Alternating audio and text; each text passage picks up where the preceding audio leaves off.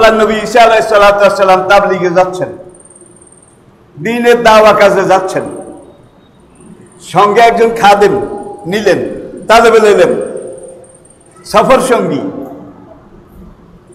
এখন সফর শুরু করার আগে ঈসা আলাইহিস সালাম কিছু জরুরি কাপড় চোপড়, আসবাব সামগ্রী এগুলো একত্র করে একটা থলি ব্যাগের মধ্যে দিলেন। খাদেম এগুলো হাতে নিলেন। এইবার ঈসা আলাইহিস সালাম 3টা রুটি, এইটাও খাদেমকে দিয়ে বললেন এইটাও ব্যাগের মধ্যে লও, সফরের সময় কাজে লাগবে। খাদেম ব্যাগের মধ্যে লয়, কিন্তু গুনে দেখে যে রুটি 3টা। তার মনে খটকা লেগেছে, 4টা লইতো একটা ভালো হইতো, হুজুরে 2টা আমি 2টা, অথবা 2টা যদি নিত হুজুরে একটা খেত আমি একটা খেতাম। হুজুর রুটি লইলেন 3টা, নিশ্চয়ই হুজুরে 2টা খাবে, আমাকে একটার বেশি দেবে না। এখন ঈসা আলাইহিস সালামের পিছনে পিছনে হাঁটে, কিন্তু মনে মনে শুধু রুটি 3টা, রুটি 3টা, রুটি 3টা। ভাগে মিলে না, ভাগে মিলে না। সাইকোলজিক্যালি, মানসিকভাবে সে একবার অসুস্থ হয়ে গেছে। রুটি 3টা, যেতে যেতে যেতে দূর, বহু দূর যাওয়ার পরে কয়েক জায়গায় ঈসা আলাইহিস সালাম থামলেন। সেখানে কিছু লোকজন পেলেন, তাদেরকে তাওহীদ রিসালাতের দাওয়াত দিলেন। নবী তো আল্লাহর নবী। এইবার আরেকটু দূরে গিয়ে ঈসা আলাইহিস সালাম বললেন, खादिम यहाँ हट जाओ, गठरी उतारो, अब हम खाना खाएंगे। खादिम এখানে থামো, মাথা থেকে ব্যাগ নামাও, আমরা এখন খানাটা না খেয়ে একটু ফ্রেশ হয়ে নেই। খাদেম মাঝখান দিয়ে কিন্তু ওই হুজুর যে লোকদের কাছে দ্বীনের তাবলীগ করতে গেছে, মানুষের দিকে খেয়াল করে দাওয়াত দিচ্ছে, এই ফাঁকে রুটি একটা খেয়ে ফেলেছে। এইবার মহা খুশি যে এবার আমি ভাগ মিলাই ফেলেছি। ঈসা আলাইহিস সালাম আল্লাহর নবী, ভাগ করতে গিয়ে নিশ্চয়ই আমাকে একটা, তিনি নিজে একটা, এইভাবেই ভাগ করবেন। এইবার খুব আনন্দিত। এখন রুটি নামানোর পরে ঈসা আলাইহিস সালাম বললেন, রুটি নে কালো। রুটি বের করে দিয়েছে। ঈসা আলাইহিস সালাম হাতে নিয়ে দেখেন যে 2খান। ঈসা আলাইহিস সালাম খাদেমকে জিজ্ঞেস করলেন, তেসরা রুটি কাহা গয়া? তৃতীয় আরেকটা রুটি কোথায় গেছে? সেটা নেই কেন? খাদেম কসম করে, ওই আল্লাহর কসম যার হাতে আমার জীবন, ওই আল্লাহর কসম করে বলছি যিনি আমাকে সৃষ্টি করেছেন, আল্লাহর কসম, খোদার কসম, মহান রবের কসম, আমি রুটির খবর কিছু জানি না। হুজুর যেইভাবে দিয়েছেন ব্যাগে সেইভাবে আছে, আমি আবার সেইভাবে বের করে দিয়েছি। আল্লাহর কসম, আমি রুটি সম্পর্কে কিছু জানি না, রুটি আমি খাই নাই, এটা তো হতেই পারে না, চিন্তাও করা যায় না। ঈসা আলাইহিস সালাম এটা নিয়ে আর কোনো কথাবার্তা বললেন না। তিনি তো বুঝে গেছেন, আগেই তিনি বুঝতে পেরেছেন খাদেম এটা আমার সফর সঙ্গী হওয়ার উপযুক্ত নয়। এইবার একটু সামনে গেলেন, সামনে গিয়ে এখানে রুটি, এখানে কাপড় চোপড়, পাশে একটু সামনে গিয়ে ঈসা আলাইহিস সালাম বালি সরাইলেন, মরুভূমির বালি সরাইয়া বড় বড় 3টা সোনার চাক, বড় বড় কদর, এই একটা, এই 2টা, এই 3টা। খাদেম বলে, হুজুর কি করবো? কয় ব্যাগের মধ্যে লও, সময় কাজে দেখবে, বলা যায় না সফরে কোনখানে কোন বিপদ আপদ ঘটে। খাদেম ব্যাগে লইল, এইবারও মন খারাপ। হুজুর দেখেন না আরেকটা আসে কিনা? কেন আর দরকার নাই। খাদেম সাহেবের মন এবার আরো খারাপ হয়ে গেল, নিশ্চয়ই হুজুর 2টা নেবে, আমাকে একটার বেশি দেবে না। মন খুব খারাপ হয়ে গেছে। এখন রুটি খাওয়ার পরে ঈসা আলাইহিস সালাম বললেন, হাজা ফিরাকুম বাইনি ওয়া বাইনাক, তোমার সাথে এবার আমার জুদাইয়ের পালা, পৃথক হওয়ার পালা। তোমাকে আমার আর দরকার নাই, তোমার পথে তুমি যাও, আমার পথে আমি যাই। এইবার ঈসা আলাইহিস সালাম বললেন, ধরো সোনার চাক একটা নিয়ে যাও। বিপদে টিপদে কাজে লাগবে। আরেকটা আমি নিলাম, ঈসা আলাইহিস সালাম নিজের ব্যাগে লইলেন। খাদেমা কমিতে সোনার চার তো আরেকটা রয়ে গেছে, তিনটা তো। ঈসা আলাইহিস সালাম বলে, আমি আল্লাহর নবী, আমি আল্লাহর সাথে ওয়াদা করেছি ওই একটা যে আমার রুটি খেয়েছে তাকে দেব, তাকে ছাড়া আর কাউকে দেব না। হায় হায় হায়, দেখুন এখন খাদেম চিন্তা করলো, আসলে তো খেয়েছি, যতই কসম করেছি, যতই কিছু করেছি, রুটি তো আমি খাইছি। এখন যদি স্বীকার করি ঈসা আলাইহিস সালাম তো আল্লাহর নবী, ওয়াদা খেলাফ করবেন না। তিনি ওয়াদা করেছেন তৃতীয় সোনার চাক যে রুটি খেয়েছে তাকে দেবে। হুজুর মারেন আর কাটেন, যাই করেন আর বলেন, আসলে রুটি আমি খেয়েছি। দেখছেন কারণ, আরে হাদিস দেখেন কি শিক্ষা। ধর আমি ওয়াদা করেছি যে রুটি খাইছে, ধর এইটা নেই। এবার ঈসা আলাইহিস সালাম উঠে দাঁড়িয়েছেন, খাদেমও দাঁড়াইছে।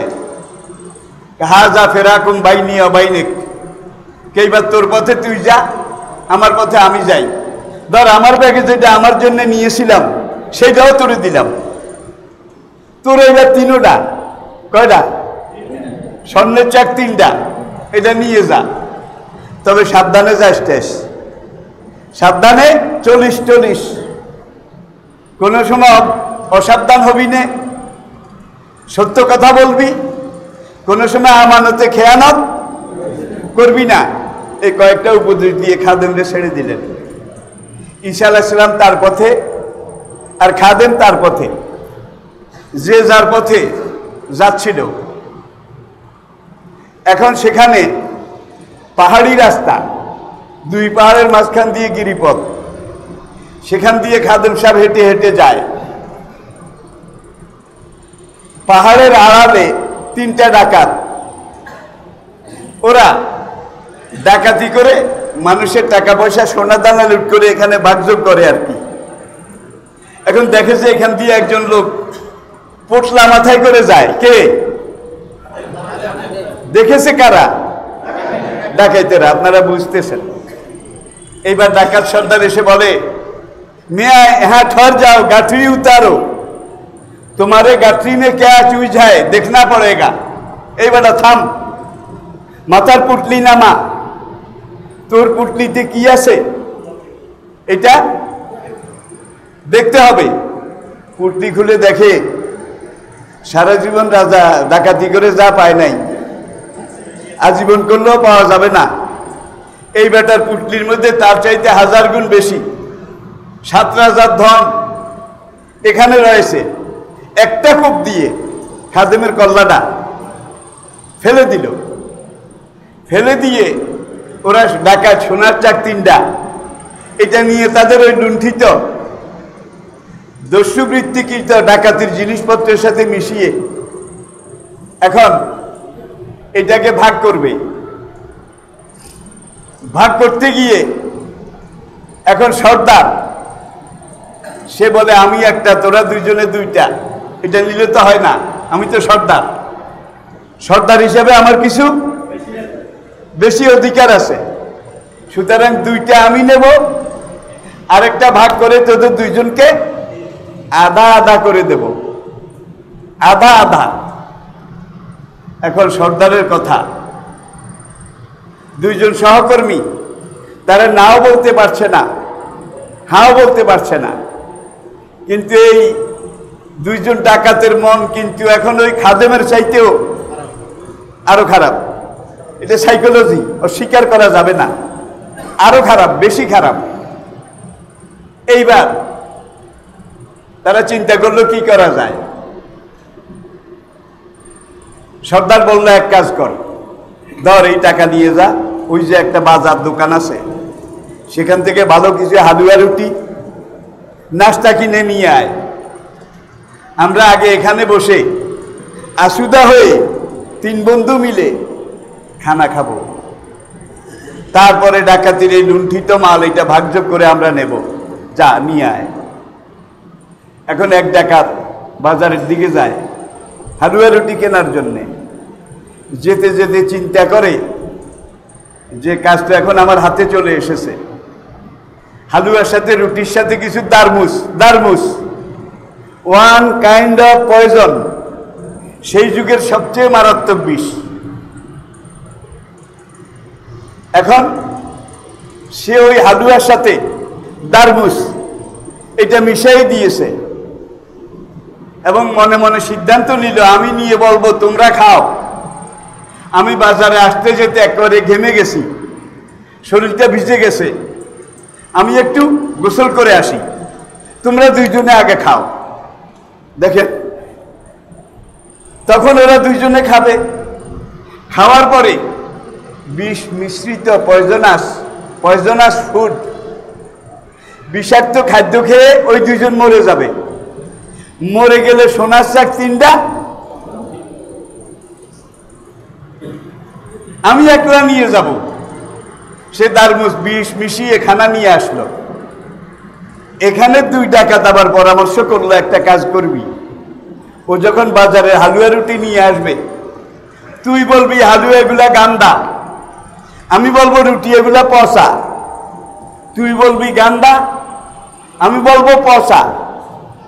আর ও তো একটু মেজাজি মানুষ, মুখ খারাপ, যখন সে পাল্টা জবাব দিয়ে আমাদেরকে উল্টা সিধা কিছু বলবে, তখন ওকে এক কবে আমরা কেটে ফেলবো।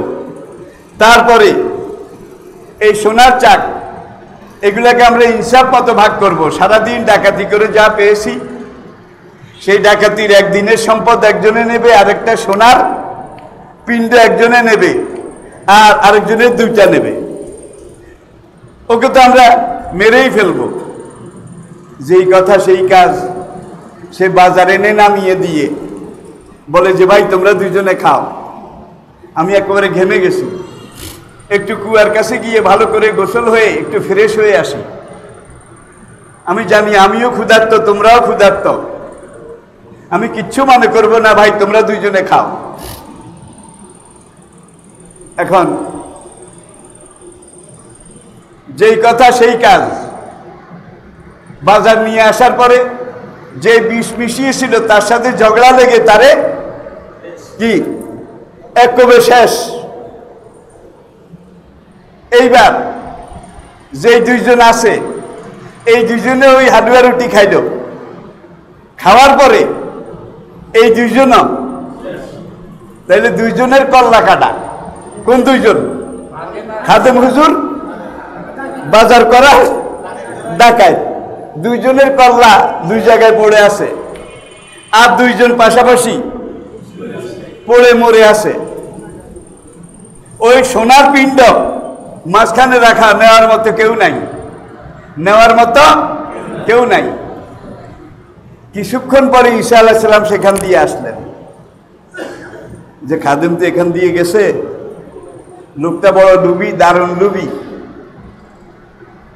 তার কোনো ক্ষতি টতি হয়েছে কিনা এই পথে যাই, তাহলে হয়তো জানলেও জানতে পারি, দেখলেও দেখতে পারি।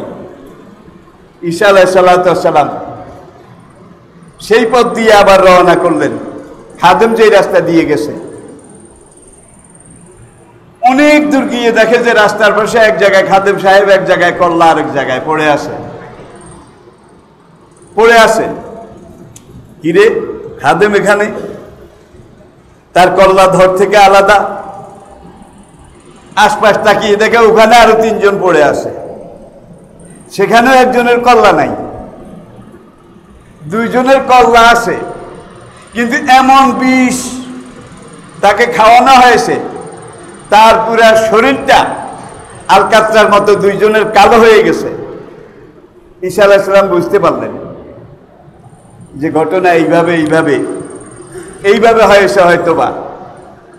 এই হাদিসটা বর্ণনা করার পরে হুজুর ইরশাদ করলেন, আর দুনিয়া জিফাতুন, হে আমার সাহাবারা শোনো, তোমাদের সামনে এই দুনিয়া মরা গরু, তোমাদের সামনে এই পৃথিবীর ধন সম্পদ কি মরা গরু। অত লাভুহা কে লাভ। আর যারা আল্লাহ রসুল, নীতি নৈতিকতা, হারাম হালাল জায়েজ না জায়েজ, বৈধ অবৈধ, এগুলোর তোয়াক্কা না করে স্বার্থের জন্য শুধু দুনিয়া দুনিয়া করে, তো লাভ উহাকে লাভ, এরা দুনিয়ার কুত্তা ছাড়া আর কিছু নয়।